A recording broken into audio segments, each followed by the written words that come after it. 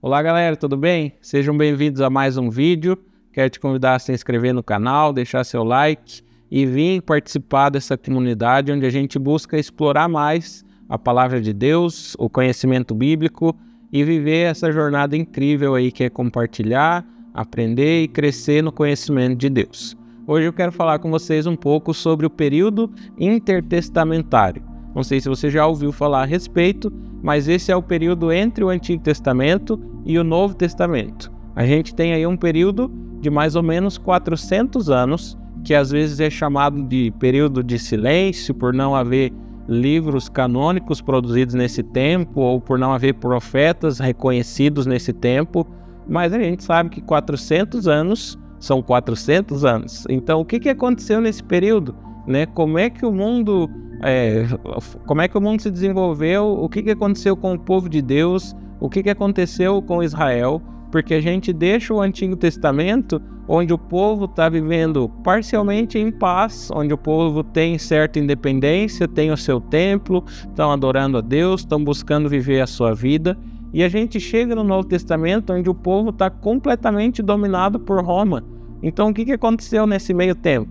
E por mais que às vezes a gente não dê tanta atenção a esse período, ele é fundamental para a gente entender o Novo Testamento. Qual é o mundo do Novo Testamento? Por que as pessoas falam em grego de repente?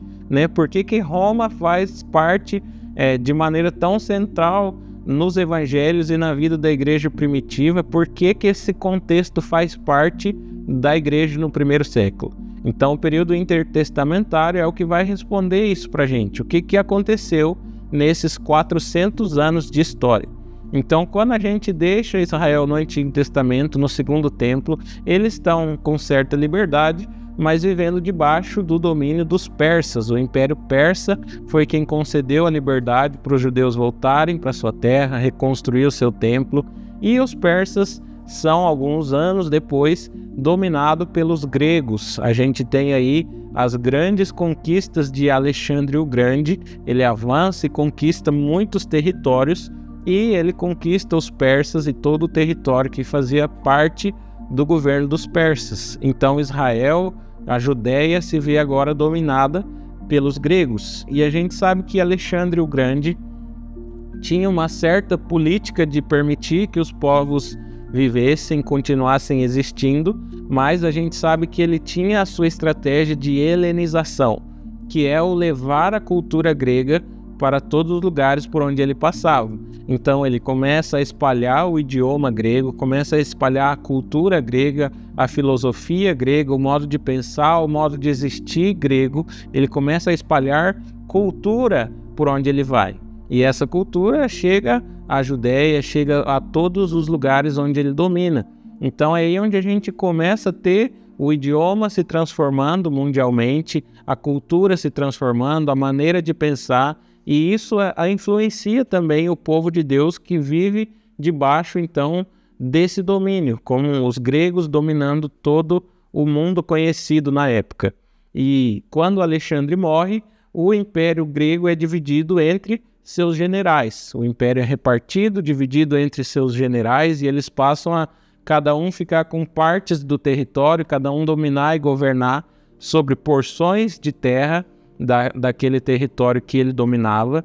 E há conflitos entre esses generais, as gerações passam, os anos passam, há conflitos constantes entre um general e outro, os reis que vieram nos lugares desses generais, há conflitos, há guerras constantes, e a gente chega num período onde há, mais uma vez, uma relativa paz, uma relativa tolerância, onde os judeus podem adorar a Deus, podem seguir a lei, podem fazer seu culto no templo, seus sacrifícios, somente vivem debaixo de um domínio, mas tem uma relativa paz, até que a gente chega no império de Antíoco Epifânio.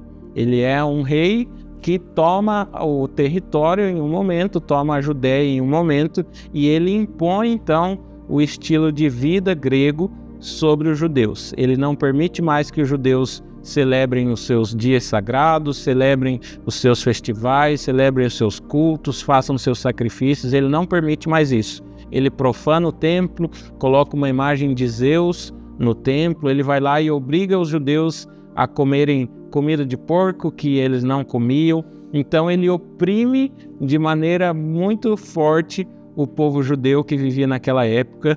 Ele impõe o seu estilo de vida, a sua cultura com muita violência. E é nesse período, é justamente por causa dele que nós temos a revolta dos Macabeus. A gente tem Judas Macabeu se levantando como um revolucionário, como um líder, e ele vai lá, e os seus homens e o seu exército, e se levantam contra Antíoco Epifânio, e eles o vencem. Eles promovem um período, mais uma vez, de certa independência, mas no meio de toda essa instabilidade, no meio de toda essa mudança geopolítica mundial, por assim dizer, eles conseguem alguns anos de paz, de estabilidade, de independência, mas mais uma vez os gregos são dominados pelos romanos e os romanos passam a tomar conta de todo o império, de todo o território. Então a Judéia é conquistada por Roma em 63 a.C. e aí a gente tem todo o contexto para quando Jesus vai nascer, para quando o Novo Testamento vai iniciar, que é a dominação de Roma na Judéia. Então os judeus, mais uma vez, não estão livres. O povo da Judéia não está livre, estão debaixo do domínio de Roma e tem que se sujeitar à sua cultura, às suas leis, ao seu estilo de vida, tudo isso misturado com a cultura grega que já foi implementada, tudo isso misturado com a cultura judaica que já foi implementada. Então é esse cenário onde o Novo Testamento vai acontecer. Uma mistura de cultura grega, cultura romana, cultura hebreia, tudo isso misturado, tudo isso convergindo para aquilo que a Bíblia chama de plenitude dos tempos. Então é por causa desses eventos, desses acontecimentos que a gente chega no Novo Testamento e o palco, o cenário mundial está montado do jeito que está, com os romanos dominando, com os líderes judeus temendo os romanos, querendo se levantar contra os romanos, a expectativa de que o Messias derrote os romanos, tudo isso surge nesse meio tempo entre Antigo e Novo Testamento. Então espero que isso te ajude, volte, assista mais uma vez, compartilhe com seus amigos, compartilhe com a sua igreja. Esse é o período intertestamentário, o período de 400 anos entre o Antigo e o Novo Testamento. Que isso possa te ajudar e acrescentar na sua jornada de buscar mais do Senhor e da sua palavra. Que Deus te abençoe. Até o próximo vídeo.